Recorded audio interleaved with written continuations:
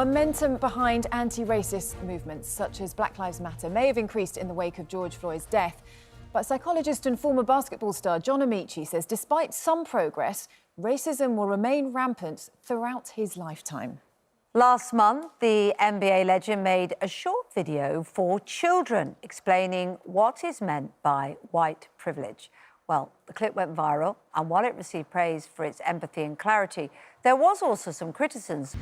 And John Amaechi joins us now from central London. John, good morning to you. Thanks very much for joining us this morning. That video of yours really struck a chord with people, didn't it? It was aimed at school children. Why do you think it's really important to get that message across so early on? Because there were some people that were thinking it was a complicated message, wasn't it, for children to be able to get to grips with? I think it can be a complicated message. Privilege is a sticky one. Many people understand, in fact, most people understand some privilege. They accept and embrace some privileges. But when it comes to race, we struggle with that sometimes. But I think the point of school is education. The point of having young people exposed to new ideas is so that they can go into the world more open-minded, more able to make better decisions. And so I tried to create a message that took away some of the angst around the issue of privilege, because I think, unfortunately, sometimes it's used as a weapon against white people, which is ridiculous, because there's a huge, especially right now, a huge number of people, white and black and otherwise, who are struggling and fighting and suffering. And so it's to suggest that white privilege means that white people never struggle or suffer, it is really hurtful and stupid. And so I'm trying to make that message really clear in this.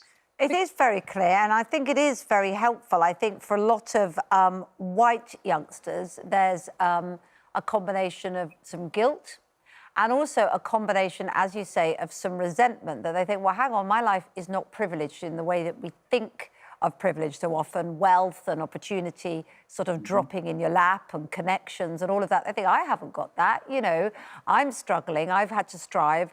Don't take that away from me, if you like. But what you pointed out is very clearly is no one's taking that away from you, but just be aware that you haven't had to suffer some of those struggles, perhaps because of your skin colour. And I think that's a helpful message on both sides. Why do you think then there was some criticism? I think the criticism was mostly, it was pretty sharp and pretty racist, actually. The criticism wasn't this kind of reasonable discourse. Most of the criticism was, how dare you call me somebody who has never worked, or how dare you suggest that I've never earned what I've got? And that's not what I was doing.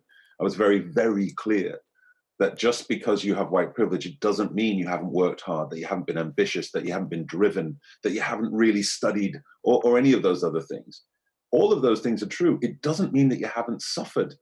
And this is the key. Everybody at the moment is struggling and suffering, whether it be the anxiety of the current time, or whether it's financial worries or otherwise.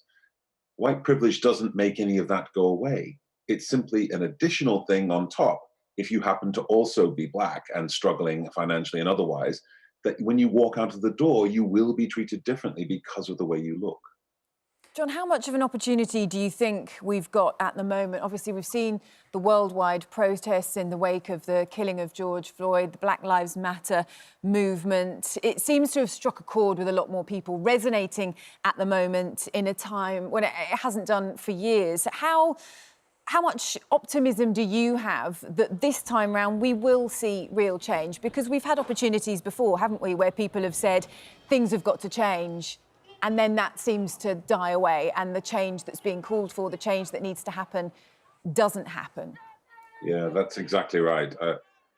I've been saying a lot lately that hope is a heavy backpack. Hope can weigh you down. I remember 1991 and Rodney King being beaten up on camera, and a news anchor in America saying that this is the end of police brutality. There won't be any more after this because it's been caught on camera. And here we are, 30 years later, and I'm afraid even today that hopefully I'll live a nice long life, but I'm afraid that I'm going to pop my clogs at a time when racial injustice will still be rife. The only way it changes is because of the people watching this. White people, black people, everybody realizing that equality for the races does not diminish anybody. Everybody's life improves with equality. White people will not be marginalized because black people get a measure of equality. Men will not be marginalized because women get a measure of equality. It's just better for everybody. When you talk, and I've heard you talk and read some of the experience you've had as a black person, some of them surprise me.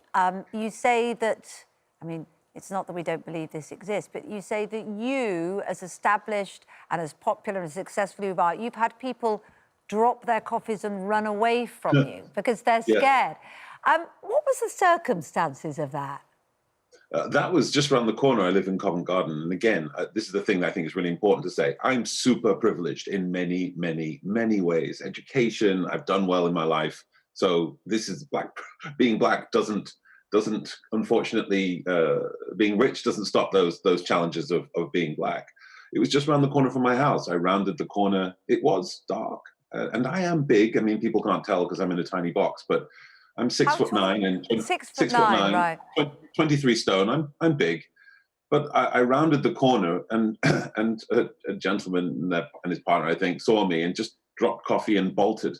So why do you think it was because of the colour of your skin, as opposed to the fact that you surprised them, that you're 6'9", that you're broad? You know, what made you think it was racist? I didn't surprise them. Okay. You know, I was walking on the street and we rounded a corner. We weren't rounding the corner like 2 inches from each other's faces. We were rounding the corner like 6 or 10 feet away from each other. And so when somebody drops their coffee because someone, I mean, is that what happens? Is that what happens in real life? People do that and then bolt at pace. I'm an elderly psychologist. I like Star Wars. John, you know, I'm just not that frightening. When you look at situations like that, I mean, I know I was reading, you know, you grew up in Stockport and obviously as a child, you faced situations that were racist. It was a different time then. I mean, I was about to say it was a different time then, but when you then compare it to now in Covent Garden, when you're still experiencing that level of racism, do you feel that there has been much change? Do you feel that things are just different now, but actually not necessarily better? Yeah, make no bones. We have made progress. It's just my challenge is that progress is often the very thing that stops us making step change, because we can keep pointing to this iterative improvement instead of saying, right, what is the goal here? Is the goal here continual improvement for the rest of my life? Or is the goal that we get to a point where we say, actually, dignity, human dignity demands, societal civility demands equality. It demands that, you know, people don't have to change themselves and moderate themselves because of their race in order to fit in. You know, I tell people this all the time. My first name isn't even John. My mother changed my name when I was 11 years old because Amaechi, people think it's Italian, and people think Amaechi, they think Italians are white. And so John Amaechi is a white Italian, and my CV slips through. Dr. John Amaechi is a learned white Italian. Dr. John Amaechi, OBE, is an honored and learned white Italian. I have people all the time who come and talk to me on the phone because I don't sound black. And then when they see me, they didn't realize that this is who I am. There are people around the country who've had to change their names in order to get by.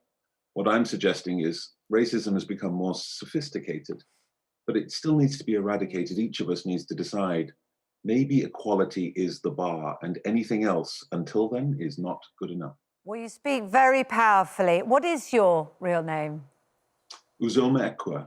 Uzoma-Ekwe. Well, that's a beautiful name. That's a beautiful name. So, Uzoma-Ekwe, thank you very much indeed for talking to us this morning. And I love that. Hope is a heavy backpack. Very quickly, what is your one thing that you would say to people to make that backpack a bit lighter, people watching the show this morning? Because we're all living in hope at the moment for all sorts of reasons. Yeah. Don't feel guilty. Take action.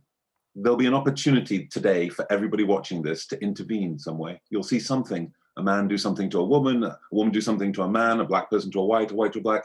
Intervene politely, with civility, but intervene in the moment. Make it clear where you stand. What a lovely thought for us all this morning, Charlotte. It is, absolutely, isn't it? Thank you so much for joining us this morning. We really appreciate it. Thanks for your time. Thank you.